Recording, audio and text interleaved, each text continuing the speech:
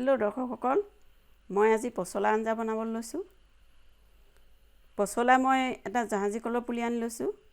মই কিন্তু জাহাজী কলৰ পচলাটো খাই ভাল পাওঁ, কোমল হয়। ভীমকলৰো খাব পাৰে, আপোনালোকে ইচ্ছা অনুযায়ী ভীমকলো আনি খাব পাৰে। ভীমকলৰ পচলাও ভাল। পচলা বিশেষকৈ গৰম দিনত খাব লাগে, ঠাণ্ডা বস্তু। আৰু পচলা খালে মানুহৰ কিছুমান বেমাৰো ভাল হয় বুলি কয়। মই তাৰ লগত আলু লৈছোঁ, পিঁয়াজ এটা কাটি লৈছোঁ, ৰচুন আৰু আদা পিচি লৈছোঁ, জলকীয়া দুটামান লৈছোঁ আৰু তেজপাত দুখিলামান লৈছোঁ, হালধি লৈছোঁ, নিমখ লৈছোঁ আৰু মই দাইল কেইটামান তিয়াই কোমলাই লৈছোঁ। মই এতিয়া পচলাটো কাটিবলৈ আৰম্ভ কৰিছোঁ। পচলা কাটোতে সদায় গামলাত আপুনি পানী আৰু নিমখ অকণমান দি ল'ব। আৰু পচলাত ওপৰত কিবা আঁহ থাকে, সেইবিলাক গুচাই ল'ব লাগে। আঁহটো দিলে বেয়া হয়। এতিয়া মই পচলা কাটিছোঁ। পচলাবোৰ সৰু সৰুকৈ কাটি ল'ব।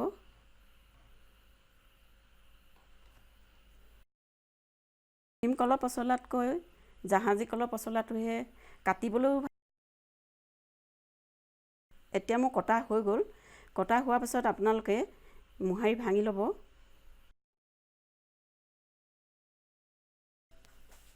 তাৰপাছত মই এতিয়া কেৰাহীত তেল ঢালিছোঁ, তেল দিছোঁ। তেলখিনি অকণমান পাক খাবলৈ দিব লাগিব। পাক নাখালে বেয়া হ'ব, গোন্ধ ওলাব। এতিয়া মই তেলখিনি পাক খালে মই পিঁয়াজ দি দিছোঁ।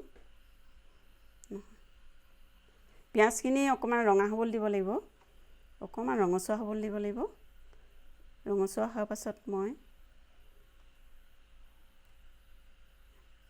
ৰঙচুৱা হোৱাৰ পাছত মই তেজপাত কেইখিলা দি দিছোঁ।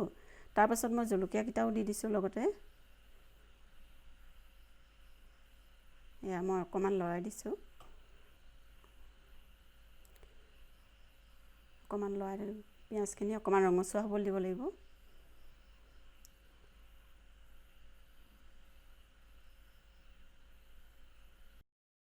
এতিয়া পিঁয়াজখিনি ৰঙা হৈ গ'ল।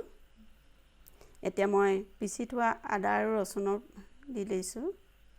তাৰপাছত এতিয়া মই কাটি থোৱা আলুকেইটা দিছোঁ। এতিয়া অলপ লৰাই আছোঁ। অলপ লৰোৱাৰ পাছত মই হালধিখিনি দিম। এয়া মই হালধি অলপ দি লৰাই দিছোঁ।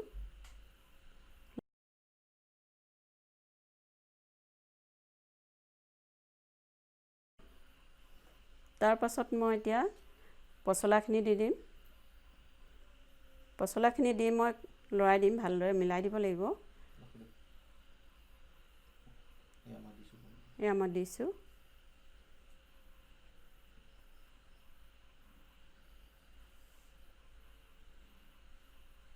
এতিয়া ভালদৰে লৰাই দিয়ক, লৰাই দিব লাগিব যাতে মিল খায়। এতিয়া নিমখ দিব লাগিব, নিমখ স্বাদ অনুসাৰে দিব। মই অকণমান বেছিকৈ দিছোঁ কাৰণ পানী দিব লাগিব, দাইল দিয়া হৈছে ন, অকণমান দাইল দিব লাগিব। এতিয়া দাইলখিনি মই দি দিছোঁ। দাইলখিনি দি মই অকণমান লৰাই দিছোঁ। লৰাই দিয়াৰ পাছত মই অকণমান ঢাকি দিছোঁ, অকণমান ঢাকন মাৰি দিছোঁ। তাৰপাছত মই ঢাকোনখন খুলি মাজে সময়ে চাই থাকিব লাগিব কাৰণ তলত লাগি ধৰিব পাৰে। তাৰপাছত মই গৰম পানী দি অকণমান উতলাব লাগিব।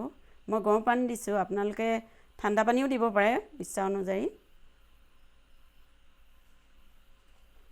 কাৰণ গৰম পানী দিলে সোনকালে হয়, উতলটো সোনকালে আহে।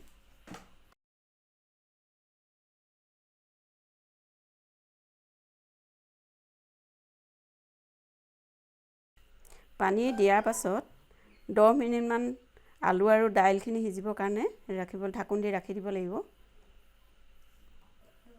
এয়া চাওক, 10 মিনিটমান ঢাকোন দিয়াৰ পাছত মোৰ আঞ্জা হৈ গ'ল। এয়া কিমান ধুনীয়া হৈছে, ৰং কিমান ধুনীয়া লাগিছে। নমোৱাৰ আগে আগে মই অকণমান মছলা দি দিছোঁ। মছলা দিলে গোন্ধটো অলপ ভাল লাগে আৰু খাবলৈও বহুত ভাল লাগে। দৰ্শকসকল, মই আজিলৈ ইমানতে সামৰিছোঁ ভিডিঅ'।